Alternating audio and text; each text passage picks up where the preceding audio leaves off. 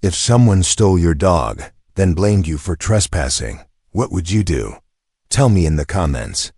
Because that's exactly what happened to us. It started like any other Tuesday. Sun was out, my wife had just brewed a fresh pot of coffee, and our golden retriever, Max, was rolling around in the yard like he owned the world.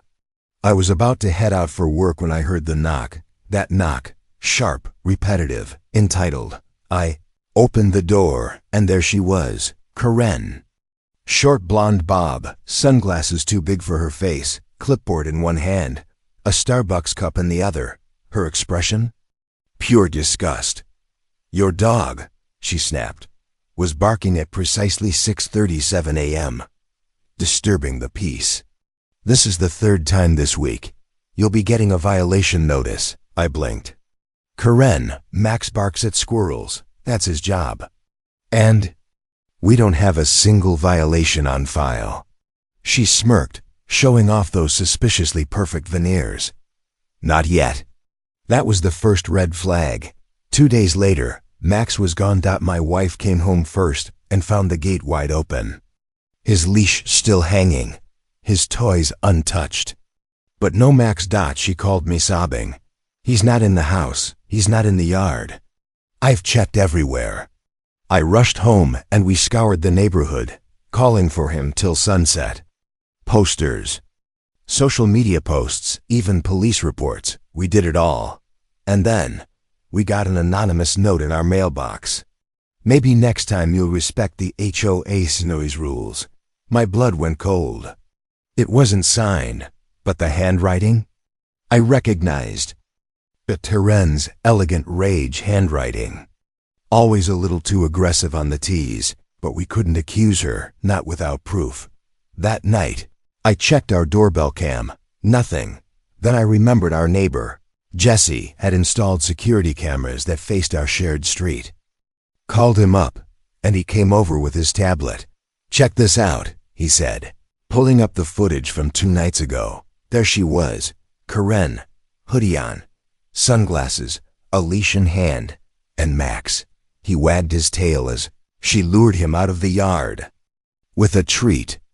Then she bent down, clipped on the leash, and casually walked him away. My heart sank. Jesse whistled low. That's a felony, man, I nodded, and I'm going to handle it. Next morning, I printed every frame of that footage and marched straight to the HOA board meeting.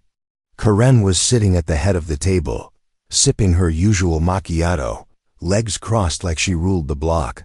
She barely looked up. You're not on today's agenda. I laid the photos on the table. You are. She glanced down and froze. Dead, silent. The board members started murmuring. One of them, Mr. Halbert, squinted at the image. Is that our HOA president stealing a dog? Karen laughed nervously. That's not me. Anyone could wear a hoodie, but the timestamp, I said, pointing. And Max? He's right there. Another board member stood. We need an emergency vote. This is serious misconduct. Karen's voice cracked. I was rescuing him. He was roaming loose. I was going to report it. Funny, I said. You never called animal control. You never even told us. You just kept him. No one spoke. Her face was turning pale.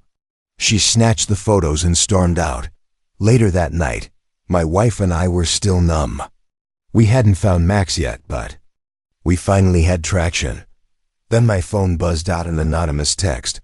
If you want your dog back, stop the smear campaign. HOA rules are law. I traced the number. Burner phone. But Jesse? Jesse had an idea. He'd installed motion sensors near his trash cans. Let's see if she's dumb enough to revisit her own mess. 3 nights later, at 1:15 a.m., motion alert. Jesse and I watched live from his monitor. Karen, in pajamas and gloves, opening her trunk. A crate. Inside? Max. She placed a bowl of food beside him, like it made things okay. She was hiding him in her garage. Not hurting him, just holding him hostage. That was all we needed. We called the cops. When they arrived at her house, Karen was already screaming. You have no right. He was loose. I'm protecting the community. Ma'am, the officer said. Calmly, we have video evidence, multiple witnesses, and a warrant. She demanded ID. That's when the second officer stepped forward. My wife, yes, my wife was SWAT. Undercover in uniform, badge in full display. Karen's mouth dropped. You? She stammered. You're... My wife stepped in calmly. You kidnapped my dog. Karen collapsed right there on the porch. Not from harm. Just from the realization she'd crossed the wrong woman. Max was safe. A little hungry, a little confused, but still the same fluffy GOOFBA-LL. Karen.